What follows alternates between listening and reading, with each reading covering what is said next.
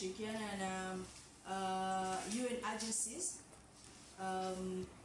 ambao ni mradi ambao ulikuwa umejikita zaidi katika kufanya kazi na wakulima 700 wa Unguja, upande wa Unguja kule mkoa wa Kusini.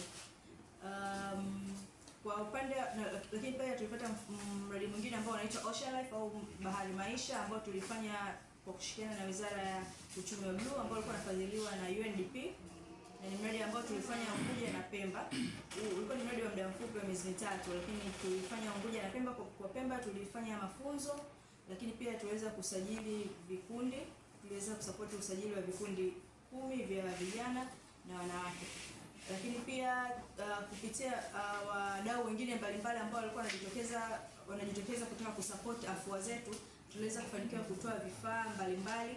Tuliweza kutoa maboti kwa Pemba na Unguja, tuliweza kutoa racks, drying racks, zile racks za kuanikia. Tuliweza kutoa equipments mbalimbali kama za kutengenezea sabuni, za kumixia sabuni, za kutengenezea sabuni. Tulitoa grinding machines na vitu mbalimbali, maboti, boots zile za life jackets na vitu mbalimbali. Lakini pia tunaweza kufacilitate mafunzo ya wakulima wa mwani kutoka Unguja wakaja Pemba wakaja kujifunza, kwa sababu kwa sasa tunajua Pemba anafanya vizuri zaidi katika kilimo cha mwani. Kwa hiyo tunaweza kufacilitate usafirishaji wa beneficiaries wetu wa Unguja kule wakaja Pemba wakaja kujifunza, lakini pia tukafacilitate safari nyingine ambayo walienda Kilwa pia kule wanafanya vizuri sana kwenye mwani. Kwa hiyo pia tuweza kufanya afua hizo na mambo mengine mengi sana. Kwenye upande wa afya, eneo letu la pili, tumeweza kufanya kazi kwa karibu na Wizara ya Afya. Tukaweza kufanya kambi 5 za matibabu za afya bora, maisha bora. Kwa Pemba tumefanya 2 kwa kushirikiana na Wizara ya Afya, hapa kiongozi ndio alikuwa anatusimamia, na kwa upande wa kule pia tulifanya 3. Kwa kila mkoa tulifanya 1. Lakini pia ilikuwa ni nzuri na ilikuwa ina matokeo makubwa sana. Na kwa upande wa Pemba mwitiko ulikuwa mkubwa sana kuliko Unguja. Kwa sababu tulikuwa tumepata namba nyingi sana. Yes, target yetu ilikuwa ni watu 5000, lakini kwa Pemba tulikuwa tunapata 7000, 9000, lakini kwa muda mwingine unapata shida hata kufikia 5000, lakini kwa huko ilikuwa tunazidi target. Lakini pia tulifanya mradi wa nutrition ambao tulifanya kwa Wete na huko kwa Pemba tulifanya Wete, kwa Unguja tulifanya Kaskazini B, lakini pia kama ilivyo ada Pemba kunakuwa na mwitiko mkubwa sana katika utekelezaji wa afua zetu. Tulikuwa tumeona watu wa Pemba, jamii ya Pemba imekuwa na mwitiko sana wa mapokezi, wa mafunzo na kubadilisha tabia katika lakini pia tumeweza kuwa tunagawa taulo za kike kupitia mradi wetu unaitwa Tumaini Initiative.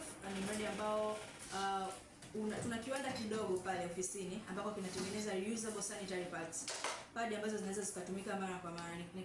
Ni padi ambazo zimetengenezwa madhubuti kwa kukaa hata miaka 4. Kwa hiyo hizi huwa tunagawa kwa watoto wa mashule, watoto wa kike, tukiamini kwamba tutakapompatia mtoto ambaye anaanza form 1 at least inaweza kumfikisha mpaka form 4 asipate shida ya kwenda kununua pedi kila mwezi. Lakini pia kama age group ambao huwa tunawapatia inakuwa kuanzia darasa la 5 mpaka form 4 ndio makundi ambao huwa tunawapatia reusable sanitary pads.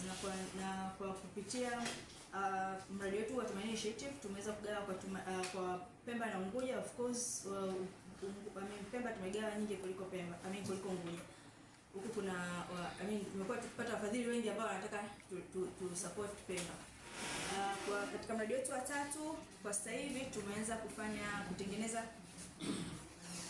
katika eneo letu la 3 la utekelezaji. Tunafanya kwa kushirikiana na Wizara ya Maendeleo ya Jamii, ambapo kwa sasa hivi tunatengeneza mfumo information system. Ni mfumo ambao utaweza kusaidia jamii kuweza kutoa report, lakini pia kujifunza masuala mbalimbali yanayohusu masuala mazima ya udhalilishaji. Ni mfumo ambao tunataka tunautengeneza kwa kushirikiana na Wizara ya Maendeleo ya Jamii, ambao utawezesha live reporting, kwamba mtu hata akiwa na kisoswado atake na smartphone ataweza kutoa reporting akiwa popote pale, hata akiwa nyumbani. Akiweza kupata tu access hiyo vitu, anaweza akatoa report, na kutoa report kule watu wote wahusika wataweza kuona. Yaani watakuwa wanaona data kwamba kuna sehemu kuna kesi imeripotiwa na hiyo kesi labda imefikia wapi. Either imeenda kwa gender desk au imeenda hospitali au imeenda wapi. Ni mfumo ambao tunataka tuwezeshe wizara na watu husika wawe wanapata hizo taarifa kwa wakati. Tukiwa kutengeneza ambalo ndo kwa ajili ya kuboresha taasisi yetu, tumeweza kusign MOUs nyingi 3 zikiwa na wizara kwa ajili ya kukubaliana maeneo ya kufanyia kazi, na kama nilivyosema hapo, nyingi ya kwa zetu tumefanya kwa kushirikiana na wizara na other stakeholders ambao na wadau wengine ambao wamekuwa wakitusupport kwa namna moja au nyingine. Hiyo ni summary tu ya what we've been doing ya miaka 3 ambayo ndio imefikia ukingoni. Kwa sasa hivi sasa tunataka tutengeneze SP nyingine itatusaidia tuweze kufanya kutanua wigo zaidi wa utekelezaji, lakini sasa na jamii tuongee na serikali, tuone serikali yenyewe ina vipaumbele gani, inataka nini, wadau wanasemaje, jamii inasemaje, ili tuweze kutengeneza ramani ambayo itatuwezesha sasa kufanya vitu ambavyo vitakuwa vina impact, ambavyo vitagusa jamii kweli na vitaweza kuleta mabadiliko katika jamii yetu. Kwa hiyo ni summary